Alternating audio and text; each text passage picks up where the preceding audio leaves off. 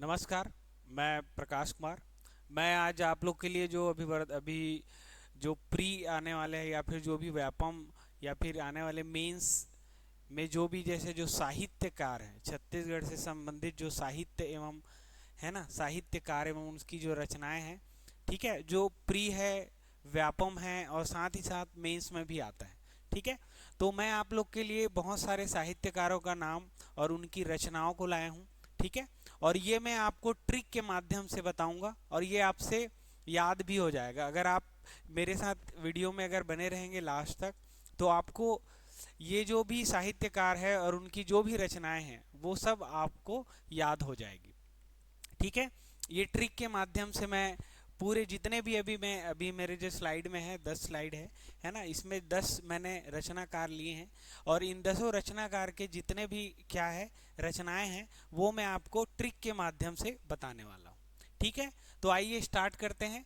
ठीक है, तो सबसे पहले हम देखते हैं कि जो पहले नंबर में है वो है आपका पदुम लाल पुन्ना लाल बख्शी जी।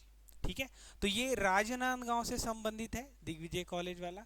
और राजनांदगांव से तीन जो रचनाकार हैं उनके बारे में हम लोग पढ़ते हैं। एक तो पदुमलाल पुन्नालाल बख्शीदे है, एक है बलदेव प्रसाद दी, ठीक है, और एक है गजानंद माधव मुक्तिबोध। ठीक है, तीनों के बारे में सबसे पहले पढ़ते हैं।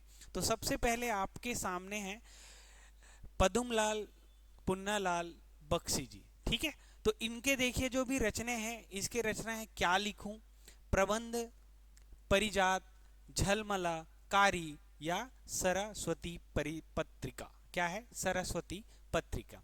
तो देखिए इसको याद करना बहुत ही आसान है। ट्रिक है, एक कहानी है, ट्रिक के माध्यम से एक 2-3 लाइन में ये हो जाएगा याद। कैसे यार, जो पदुमलाल पुन्नालाल बख्शी जी है, कौन है? पद्दुमलाल पुन्नालाल बख्शी जी किससे कहते हैं? सरस्वती। सरस्वती से कहते हैं कि मैं क्या लिखूं। पद्दुमलाल पुन्नालाल बख्शी जी कहते हैं सरस्वती से कि मैं क्या लिखूं, कुछ प्रबंध करो। क्या लिखूं, कुछ प्रबंध करो। तो सरस्वती जी बोलते हैं कि कारी और झलमला। ठीक है, तो देखिए इसको आप सुनिए और लिखिए। ठीक है, ये याद हो जाएगा क्या होता है। देखिए पद्मलाल पुन्नालाल बख्शी जी सरस्वती जी से कहते हैं कि मैं क्या लिखूं, कुछ प्रबंध करो। तो सरस्वती जी बोलते हैं, है ना, उसको लिखने के लिए कुछ देते हैं, वो बोलते हैं कि कारी और झलमला में कुछ लिखिए। ठीक, तो यहां से ट्रिक से ही पता चल गया। देखिए क्या लिखूं, है ना, कुछ प्रबंध कीजिए। ठीक है, क्या लिखूं, प्रबंध कीजिए। किसको बोला? सरस्वती से, सरस्वती पत्रिका। ठीक है, उसका संपादन किया। और क्या लिखने बोल रहे हैं? कारी और झलमला। ठीक है, तो इस ट्रिक के माध्यम से आपको पद्मलाल पुन्नालाल बख्शी जी के सारे रचनाएं क्या हो गए, याद हो गया। ठीक, नेक्स्ट है आपका, नेक्स्ट देखते हैं। ये बहुत ही अच्छा है, गजानन माधव मुक्ति बोध, जिसे प्रयोगवाद के जनक कहा जाते हैं छत्तीसगढ़ के, और साथ ही साथ इसे छत्तीसगढ़ के नीलकंठ के नाम से भी जाना जाता है। ठीक है, छत्तीसगढ़ के नीलकंठ के नाम से हम किसे जानते हैं? गजानन माधव मुक्ति बोध जी को, और साथ ही साथ उसे प्रयोगवाद के जनक के नाम से भी जानते हैं। ठीक है, इनके सारी रचनाएं बहुत इंपॉर्टेंट है, ये आपको मेंस में भी पूछा जाता है। ठीक है, मेंस में लैंग्वेज जो छत्तीसगढ़ी लैंग्वेज होता है वहां पे आपको ये देखने को मिलेगा और पूछा जाता है इसको। ठीक है, तो आइए हम इसको देखते हैं। इसका भी जो ट्रिक है बहुत आसान है, कहानी के माध्यम से ये हो जाएगा। तो सबसे पहले देखिए इसकी रचनाओं को एक बार पढ़ लेते हैं, फिर मैं ट्रिक के माध्यम से आपसे बता दूंगा और वो आप कर लेना। ठीक है, सबसे पहले इसका चांद का मुंह टेढ़ा है, अंधेरे में, और उसके बाद है काम यानी एक पुनर्विचार, एक है एक साहित्यिक डायरी, और दूसरा है एक मुक्ति बोध रचनावली, और ब्रह्म राक्षक, भूरी भूरी खाक धूल। ये सारी इनकी रचनाएं हैं और सभी पूछे गए हैं, बहुत इंपॉर्टेंट है। अब देखिए इसका ट्रिक, जो इसके ट्रिक मतलब इसको याद कैसे करें, तो इनके नाम से ही स्टार्ट करते हैं। इनके नाम में कहा, यहाँ पे देखिए मुक्ति, मुक्ति, मुक्ति शब्द है। मुक्ति मतलब मोक्ष पाने से है। मोक्ष हमें याद करना है कि मोक्ष पाने के लिए एक डायरी है। ठीक है, कहानी मैं बता रहा हूं, आप लिखते जाइए, सुनते सुनेंगे तो भी आपसे ये याद हो जाएगा। ठीक है, क्या देखिए मुक्ति, मुक्ति मतलब मोक्ष पाने के लिए एक डायरी है। क्या है? एक डायरी है, एक डायरी है, उस डायरी का नाम है कामयानी। ठीक है, मुक्ति पाने के लिए एक डायरी है, उस डायरी का नाम क्या है? कामयानी। और वो जो डायरी है बहुत पुराना है, और पुराना है तो उनके पन्नों में क्या हो गया है, धूल लग गए हैं और वो भूरा कलर का हो गया है। ठीक है, उसके पन्नों में क्या लग गया है जी, धूल लगा हुआ है और वो भूरे भूरे कलर के दिखाई दे रहे हैं। ठीक है, और उस बुक में लिखा है कि जो अंधेरे में ब्रह्मा ने राक्षस को देखा, अंधेरे में ब्रह्मा ने राक्षस को देखा, और राक्षस को देखते ही चांद का मुंह टेढ़ा हो जाता है। किसका मुंह, चांद का मुंह टेढ़ा हो जाता है। ठीक है, मैं एक बार और बोल रहा हूँ और ये आपके याद जाता है। कहाँ, मुक्ति से याद रखना है। मुक्ति के लिए एक डायरी है, उस डायरी का नाम क्या है जी, काम यानी। ठीक है, उस डायरी के जो पन्ने हैं वो भूरे कलर के हैं, भूरी भूरी, और उसमें धूल लगे हुए हैं। ठीक, उस डायरी में क्या लिखा गया है, उस डायरी में लिखा गया है कि अंधेरे में ब्रह्म ने राक्षस को देखा, और जैसे ही राक्षस को देखा उसका जो चांद होता है, चांद का मुंह टेढ़ा हो गया। अर्थात ब्रह्म ने जैसे ही राक्षस को देखा उसका मुंह क्या हो गया, टेढ़ा, अर्थात चांद का मुंह टेढ़ा। ठीक, इस प्रकार से याद कीजिए, आपको इसके सारे रचनाएं याद हो जाएंगे। ठीक है, नेक्स्ट देखते हैं। नेक्स्ट है आपका बलदेव प्रसाद मिश्र। तो ये जो तीनों रचनाकार है, पद्मलाल पुन्ना बख्शी जी, गजानन माधव मुक्तिबोध और बलदेव, ये तीनों जो हैं राजनांदगांव से संबंधित है। ठीक है, तो इनकी जो ट्रिक है, सबसे पहले तो इसका जो रचना है, एक है मदन महल, तुलसी दर्शन, साकेत संघ और छत्तीसगढ़ परिचय। छत्तीसगढ़ परिचय बहुत इंपॉर्टेंट है, साथ ही साथ तुलसी दर्शन भी बहुत इंपॉर्टेंट है। इनके सारे रचनाएं ही इंपॉर्टेंट है। ठीक है, इनको याद करने के लिए बहुत एक अच्छा सा ट्रिक है। छत्तीसगढ़ परिचय के लिए संत तुलसीदास जी ने बल दिए, मतलब बल लगा दिए। ठीक है, देखिए कैसे याद रखना है। छत्तीसगढ़ के परिचय के लिए देने के लिए संत तुलसीदास जी ने बल लगा दिए। क्या लगा दिए, बल लगा दीजिए, बल लगा दिया बहुत ज्यादा। ठीक है, तो उससे देखिए छत्तीसगढ़ का परिचय, छत्तीसगढ़ का परिचय। ठीक, किसने बल लगाया, संत, संत से याद रख सकते हो आप साकेत संघ, साकेत संघ। ठीक है, और तुलसीदास से तुलसी दर्शन, और बल से बलदेव प्रसाद मिश्र। ठीक है, तो एक बार मैं और बता रहा हूं, आप लिखिए उसको।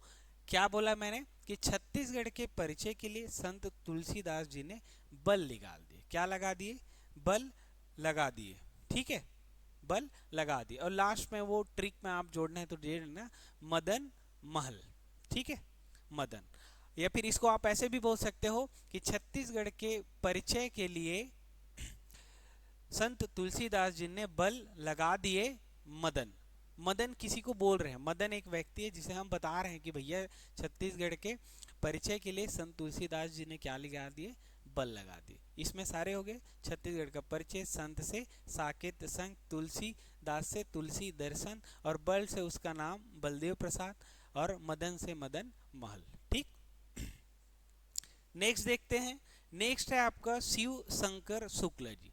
ठीक, शिव शंकर शुक्ल जी। तो शिव शंकर शुक्ल जी के जो भी रचना है उनके लिए भी बहुत आसान ट्रिक है।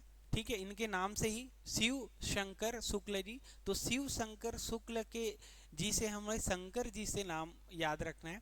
और शंकर भगवान के मंदिर में हम जाते हैं तो हम सबसे पहले वहाँ क्या जलाते हैं, दिया, मतलब दिया जलाते हैं, तो दियना के अंजोर, और साथ ही साथ वहाँ मोंगरा के फूल भी चढ़ाते हैं। अर्थात शिवलिंग जो रहता है उस शिवलिंग में हम लोग क्या क्या चढ़ाते हैं जी, दीप जलाते हैं, और साथ ही साथ उसमें फूल चढ़ाते हैं। क्या चढ़ाते हैं, फूल चढ़ाते हैं, मोंगरा के फूल चढ़ाते हैं। ठीक है, क्या क्या देखिए, दिया जलाए, मोंगरा के फूल चढ़ाए, और कौन चढ़ा रहा है ये भी बता देता हूँ। एक रधिया नाम की एक महिला है, वो चढ़ा रही। क्या, वहां पे दिया जलाई, मोंगरा नाम का फूल चढ़ाई, किसने, रधिया नाम की एक महिला ने। और वहीं पे एक डोकरी बैठी है। कौन बैठी है, डोकरी, बुजुर्ग महिला बैठी है, जिसे छत्तीसगढ़ में डोकरी कहा जाता है। ठीक है, वो बैठी है। तो डोकरी जो महिला बैठी है, बुजुर्ग महिला डोकरी जिसे बोलते हैं, उससे रधिया बोलती है, क्या बोलती है, रधिया, रधिया बोलती है कि डोकरी दाई कहानी सुना दे एक, जेकर से मैं क्या हो जाऊं, सुहागिन, जिससे मैं क्या हो जाऊं, सुहागिन। ठीक है, किसने बोला, रधिया बोल रही है डोकरी दाई को कि एक कहानी सुना दो जिससे मैं क्या हो जाऊं, सुहागिन। तो देखिए इसमें से क्या हो गया, रदिया डोकरी के कहनी, डोकरी देखो क्या बोल रहे हैं, कहानी सुनाने बोल रहे हैं, तो डोकरी के कहनी क्या, क्यों क्यों बोल रहे हैं जी, सुहागिन रहने के लिए, सुहागिन रहने के लिए कहानी सुनाने के लिए बोल रहे हैं। ठीक, और लास्ट में सब कहानी सुना के फिर रदिया को बोलते ओ दमान बाबू सब बढ़िया है, ऐसे करके उसको पूछता है, क्या पूछते हैं लास्ट में, दमान बाबू साहब बढ़िया। तो एक बार और बता रहा हूँ मैं इसको, किसका है ये भैया, शिव शंकर शुक्ल जी का है। इसको याद करने के लिए कैसे, सबसे पहले शंकर भगवान से याद करना है, वहां पे दिया और मोंगरा के फूल रधिया के द्वारा चढ़ाया जाता है। रधिया एक महिला है, साइड में एक बुजुर्ग महिला जिसे हम लोग डोकरी बोलते हैं वो बैठी है, उसको रधिया बोलती है कि मुझे सुहागन होने के लिए एक कहानी सुनाइए। तो कौन सुनाता है, डोकरी की कहनी, डोकरी की कहानी सुनाता है। और लास्ट में बोलता है कि भाई और कैसे सब दमान बाबू बढ़िया है कि नहीं, तो वो है दमान से दमान बाबू दुलरू। ठीक है, दमान बाबू दुलरू, दमान बाबू दुलरू, दमान बाबू दुलरू। ठीक है, तो ये भी याद हो जाएगा आपसे, बहुत ही आसान है, बस आपको बार बार देखना है, अगर समझ नहीं आ रहा तो लिख लीजिए। ठीक है, या फिर स्लो कर लीजिए या पुश कर लीजिए, जैसे भी है, मैं जो बोल रहा हूँ उसको आप सुन भी लेते हो तो आपसे ये याद हो जाएगा।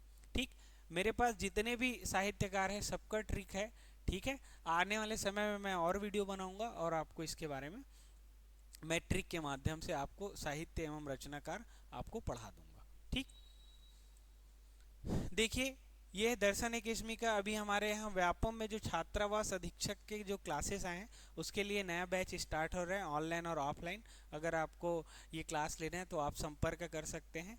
ठीक है, दर्शन एकेडमी में। नेक्स्ट देखते हैं नरेंद्र देव वर्मा, नरेंद्र देव वर्मा। ठीक है, नरेंद्र देव वर्मा जी को सभी लोग जानते हैं क्योंकि इन्हीं ने अभी अरपा पैरी के धार महानदी है अपार नामक गीत लिखा है, और जो अभी वर्तमान में हमारे छत्तीसगढ़ का राजकीय गीत के रूप में हम उसे जानते हैं। किसके, राजकीय गीत के रूप में जानते हैं। इनके द्वारा भी बहुत सारे रचनाएं लिखे गए हैं, उसको हम लोग याद करते हैं। ठीक, तो सबसे पहले जो बहुत बार पूछा गया एक छत्तीसगढ़ी भाषा का उद्विकास, क्या पूछा गया है, छत्तीसगढ़ी भाषा का उद्विकास। एक रचना है अपूर्वा, एक है सुबह की तलाश, एक है ढोला मारू, एक है आपका मोला गुरु बनई लेते। और देखिए मैंने बताया कि अरपा पैरी के धार भी लिखा है, और एक है दुनिया अठवारी बाजार, दुनिया अठवारी बाजार। ठीक है, ये सारे इनके रचने हैं, किसके रचने हैं जी, नरेंद्र देव वर्मा जी के ये रचना है। ठीक, अब इसको याद कैसे करेंगे, तो इसके लिए भी एक नरेंद्र देव और है ना, नरेंद्र देव, इसके लिए ट्रिक के लिए एक कहानी है कि नरेंद्र देव जी का एक घर है। ठीक है, और यहाँ पे एक और घर है, यहाँ पे बालकनी है, ऐसे करके याद रखिए, क्या बालकनी है एक, जहाँ यहाँ पे एक व्यक्ति बैठा है जो कौन है जी, नरेंद्र देव वर्मा, और यहाँ पे एक महिला है। ठीक है, एक महिला है, ठीक, एक महिला बैठी है, ये है आपका अपूर्वा। ठीक, नरेंद्र देव वर्मा यहाँ है और वहाँ पे अपूर्वा मैडम है। ठीक है, सॉरी खांसने, ठीक है, बैठी है। तो फिर नरेंद्र देव वर्मा जी अपूर्वा मैडम को बोलती है, किसको, अपूर्वा को, कि मोला गुरु बनई लेते, क्या बोलते हैं, मोला गुरु बनई लेते। ठीक है, तो जवाब में अपूर्वा मैडम बोलती है, क्या बोलती है, सुबह तक रुक जा, गुस्से से बोलती है। ठीक है, गुस्से से बोलती है, सुबह तक रुक तुल तलाश के ढेला से मारूं। ठीक, क्या बोलती है मैडम जी, सुबह तक रुक तुल तलाश के ढेला फेंक के मारूं। ठीक है, इस कहानी में ये सारे रचने आ जाएंगे। ठीक है, एक तो नरेंद्र देव वर्मा, अपूर्वा से क्या है, उसकी एक रचना है अपूर्वा। ठीक है, और क्या बोल रहा है, मोला गुरु बना लेते बोल रहा है, कौन बोल रहा है, नरेंद्र देव वर्मा, मोला गुरु बना लेते। तो अपूर्वा जवाब में बोलती है, सुबह की तलाश, सुबह तुला तलाश के ढेला में फेंक के मारूं बोल रहा है, किस में फेंक के, ढेला में फेंक के मारूंगा बोल रहा है। ठीक है, ढेला में फेंक के मारूं। ठीक, तो फिर लास्ट में ये बोलते, ठीक है मार लेबे तो कल मोर साथ बाजार घलोक जाबे का, ऐसे करके बोलते। कौन बोलता है, नरेंद्र देव वर्मा। तो ये है दुनिया अठवारी बाजार, दुनिया अठवारी बाजार। ठीक है, और एक अलग से याद रखिए, छत्तीसगढ़ भाषा का विकास, छत्तीसगढ़ी भाषा का उद विकास और अरपा पैरी के धार, ये सभी किसके हैं? नरेंद्र देव वर्मा जी के हैं रचनाएं। ठीक है, ये सब के सब इंपॉर्टेंट है, सब के सब आए हैं, व्यापम में भी आते हैं, मेंस में भी आते हैं और प्री में भी आते हैं। ठीक है, ये याद हो गया होगा।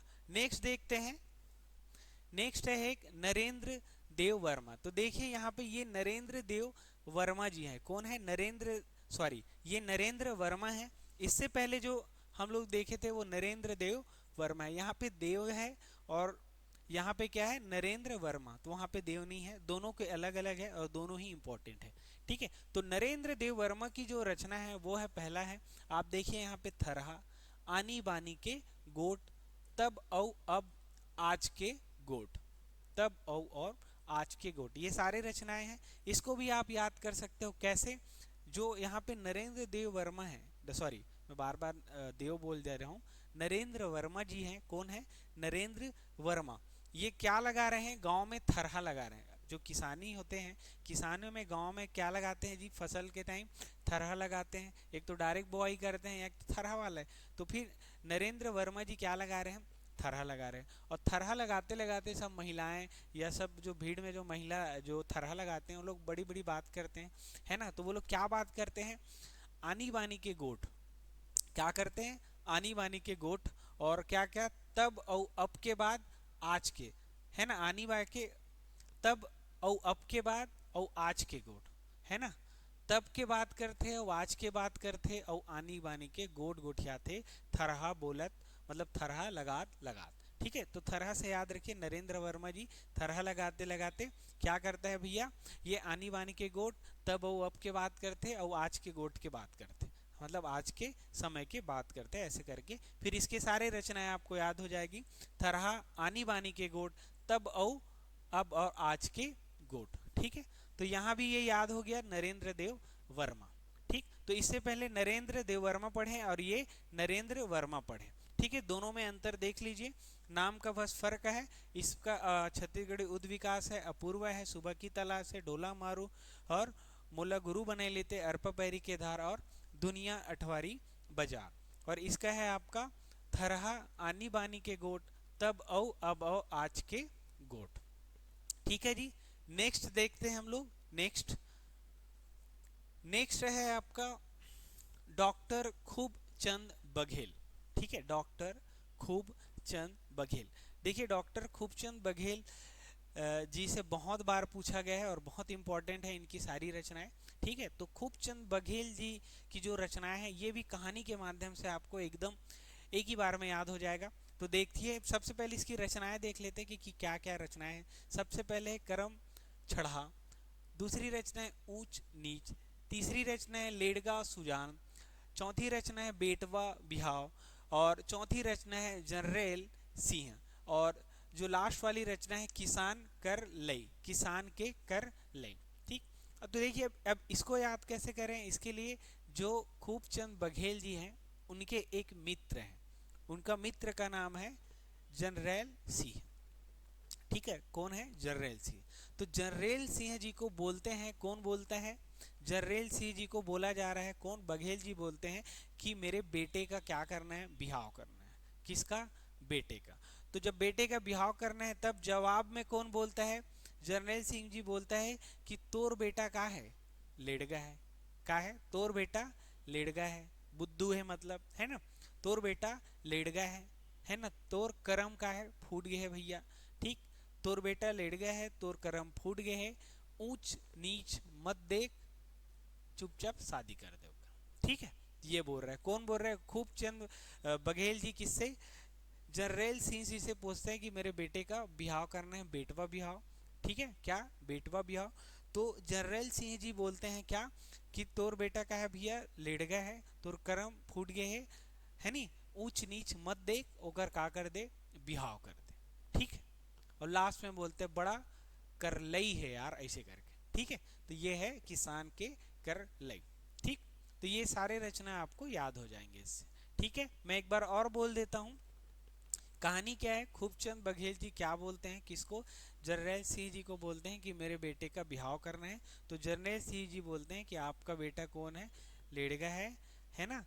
आपका कर्म फूट गए भैया, अब वो ऊंच नीच मत देखो और वो कर चुपचाप का कर दो, बिहाव कर दो। ठीक, ये इतने में ही ये सारे जो खूबचंद बघेल जी के, डॉक्टर खूबचंद बघेल जी हैं, उनके पूरे रचनाएं कवर हो जाते हैं।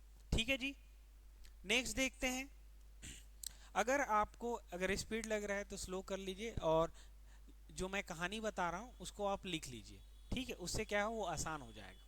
ठीक, नेक्स्ट है, देखिए अब मैंने जो बता रहा हूँ, जो छत्तीसगढ़ राजभाषा आयोग है उसके जो अध्यक्ष है, 3 अध्यक्ष जो मिलेंगे, सबसे पहले श्यामलाल चतुर्वेदी जी मिलेंगे, उसके बाद जो मिलेंगे आपका दानेश्वर शर्मा, और उसके बाद विनय कुमार पाठक जी। 3 अध्यक्ष हुए, तीनों के बारे में आज पढ़ेंगे। तो सबसे पहला जो अध्यक्ष थे किसके, छत्तीसगढ़ी राजभाषा आयोग, जो कब बना था भैया, 2008 को बना था। कब बना था, 2008 को आयोग बनाया गया था, छत्तीसगढ़ी राजभाषा आयोग। और प्रति वर्ष 28 नवंबर को हम राजभाषा दिवस के रूप में मनाते हैं, क्योंकि 2007 को, है ना, राजभाषा आयोग संबंधित विधेयक पारित किया गया था इसी कारण।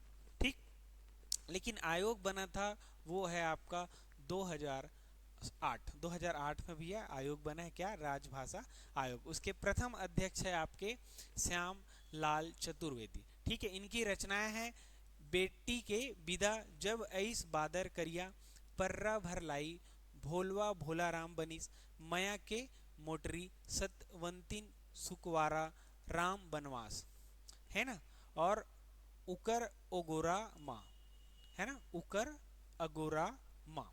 देखिए, अब ये श्यामलाल चतुर्वेदी जी की जो रचनाएं हैं, इसको याद करने के लिए आपको राम भगवान से संबंधित एक कहानी मैं आपको लेके चलता हूँ, कि आपको ऐसा मानना है कि राम भगवान जब वनवास गए थे, देखिए भगवान जी हैं, आप, मैं मतलब ये सिर्फ याद रखने के लिए बोल रहा हूँ, ठीक है, कि जो भगवान जी राम जी क्या भोला राम बनी, अर्थात भोला जी बन गए। राम भगवान जी को 14 साल के लिए क्या होता है, वनवास, मतलब भगवान राम क्या होते हैं, भोले रहते हैं। ठीक है, उसकी मम्मी, जो बड़ी मम्मी रहती है, वो बोलती है उसको, है ना, 14 वर्ष के वनवास, तो वो मान जाता है, मतलब वो भोले हैं। तो यहाँ से याद रखना है, राम वनवास गीस, क्यों, क्योंकि वो भोला राम थे, भोला राम बनीस। तो उसके उससे रचना आता है, राम वनवास क्या बना, भोलवा भोला राम बनीस, मतलब राम जी को भोला बना दिया गया। अब देखिए, जैसे ही राम जी 14 वर्ष के लिए वनवास जाते हैं, अयोध्या में करिया बादर छा जाते हैं। क्या छा जाता है, करिया बादर। तो कहीं पे दिख रहा है क्या, भोलवा बुरा राइम, है ना, जब ऐस बादर करिया, तो करिया बादर, उसके बाद क्या आता है, जब ऐस करिया बादर।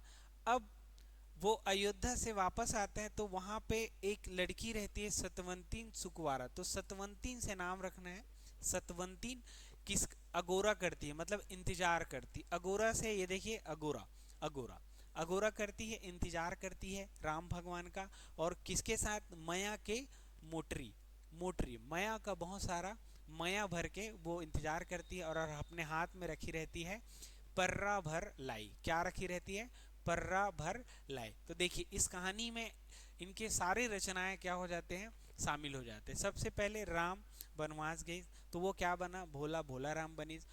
फिर जब वो कहाँ गया भैया, 14 वर्ष के लिए वनवास गए, तो फिर अयोध्या में क्या आ गया, काला बादर छा गया, क्या, करिया बादर छा गए। ठीक है, लेकिन अयोध्या में उसकी इंतजार एक कौन कर रही थी, एक महिला कर रही थी, जो इसकी सेविका थी, उसकी भक्त थी, है नी, उसका नाम क्या है था, सुकवंती सुकवारा। ठीक है, वो करती है, अगोरा कर रही है, अगोरा से हो गया भैया उकर अगोरा, है ना, और क्या, मया के मोटारियारी, और साथ में हाथ में क्या रखी थी वो, पर्रा भर लाई। क्या रखी थी, पर्रा भर लाई। ठीक है, तो इतने में ये याद हो जाएगा।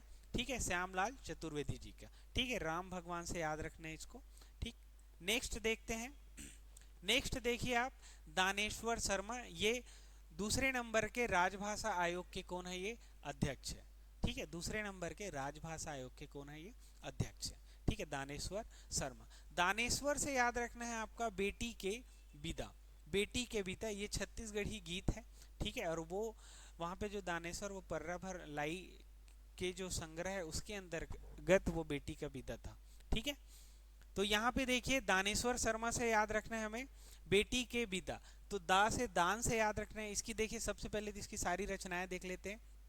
बेटी के बिता, तपत कुरु भाई तपत कुरु, गीत अगीत, छत्तीसगढ़ के लोक गीत। नेक्स्ट है आपका मड़ई, लव कुश, हर मौसम छंद लिखूं, है ना, उखरे बर सम्मान। ठीक, ये सारी रचनाएं हैं किसके हैं, आपके दानेश्वर शर्मा जी की। ठीक है, दानेश्वर शर्मा जी। इसकी जो ट्रिक है वो है आपका दानेश्वर से दान, दान से याद रखना है। दान मतलब बेटी के विदा, अर्थात जब बेटी का हम लोग क्या करते हैं, विवाह करते हैं, तो वो दान के स्वरूप दिया जाता है। तो यहाँ से अपना दान से दानेश्वर, बेटी के विदा। बेटी के विदा काकर साथ, लव और कुश। ठीक है, बेटी के विदा काकर साथ करीस, लव और कुश के साथ किया। किसके साथ, लव और कुश के साथ किया।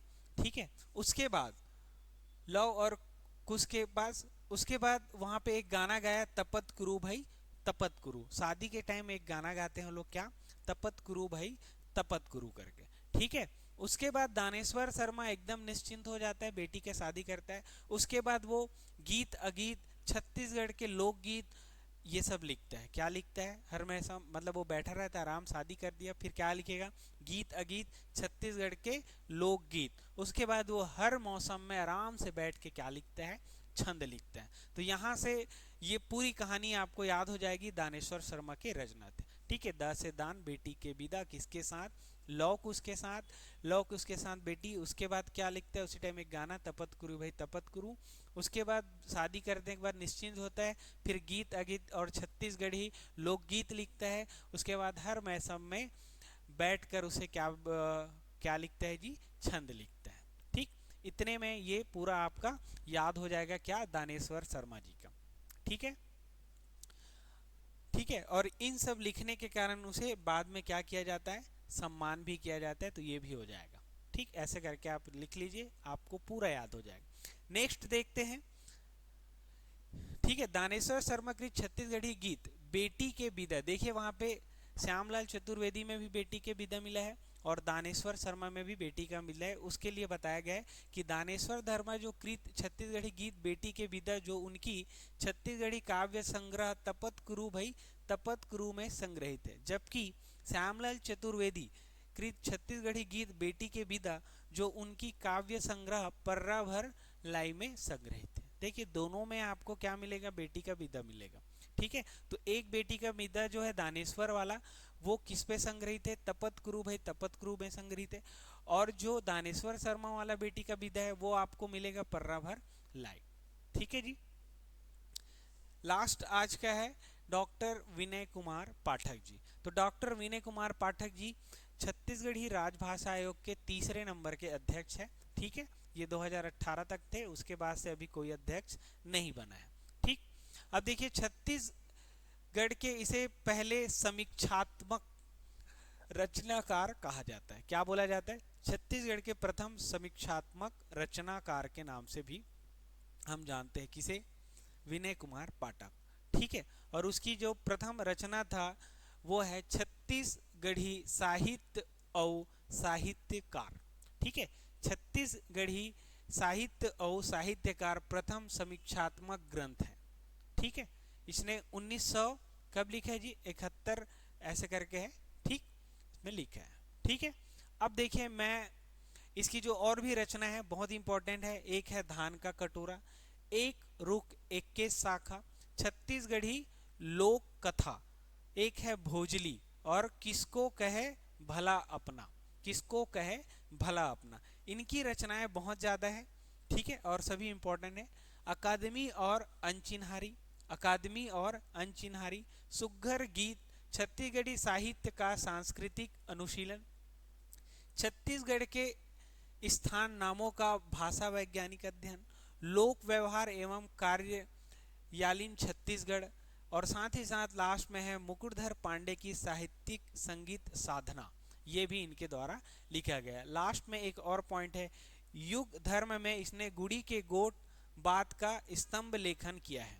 ठीक, इतने सारा है। सबसे पहले तो देखिए बहुत ही इंपॉर्टेंट है, विनय कुमार पाठक। आप चाहे छत्तीसगढ़ के प्री की तैयारी कर रहे हो, चाहे मेंस में, छत्तीसगढ़ में जो हम लोग छत्तीसगढ़ी ग्रामर पढ़ते हैं, वो किसने लिखा है, विनय कुमार पाठक जी ने लिखा है। ठीक है, तो विनय कुमार पाठक जी को आपको साहित्य से पूरा याद रखना है कि उनकी रचनाएं किससे हैं, है ना, एकेडमी से ही स्टार्ट है। ठीक है, उसने बुक लिखे हैं। तो एक दो जो इम्पोर्टेंट है वो है आपका धान का कटोरा, एक पत्रिका है, और एक है भोजली जो त्रैमासिक पत्रिका है। ठीक है, विनय कुमार पाठक जी ने दो क्या लिखे हैं जी, पत्रिका लिखे हैं। क्या? एक है धान का कटोरा और एक है भोजली, है ना। और ठीक है, उसके बाद आप जितने भी देखें सब के सब साहित्य वाला है। तो अगर एकदम इम्पोर्टेंट अगर मैं बोलूं तो सबसे पहले एक बार पूछा गया है छत्तीसगढ़ के प्रथम समीक्षात्मक रचनाकार कौन है, तो विनय कुमार पाठक। या फिर रचना कौन है ये भी पूछा गया है, कौन सा रचना है, तो छत्तीसगढ़ी साहित्य और साहित्यकार। ठीक, बाकी ये सबको आप डायरेक्ट याद कर लीजिए क्योंकि ये लंबा चौड़ा है और ये किसी बुक का नाम है। ठीक है, तो इसको आपको डायरेक्ट ही याद करना पड़ेगा। ठीक, तो आज हम लोग ने जो भी किया मैं आशा करता हूँ कि आपको सब समझ आया होगा। और ठीक है, अगर आपको अच्छा लगा तो आप बताइए, मैं आपको आपके लिए और जो साहित्यकार है उससे संबंधित ट्रिक के माध्यम से आपके लिए और वीडियो लाऊंगा। ठीक है, और अगर आपको अच्छा लगा होगा तो कमेंट करके बिल्कुल बताइएगा। ठीक है, धन्यवाद। और आने वाले समय में ठीक है हमारा जो नया बैच 29 जनवरी से CGPSC प्री और व्यापम के नया बैच भी स्टार्ट हो रहे हैं, दर्शन एकेडमी, है ना, महाराजा चौक के पास, तो आप संपर्क कर सकते हैं। ठीक है, धन्यवाद।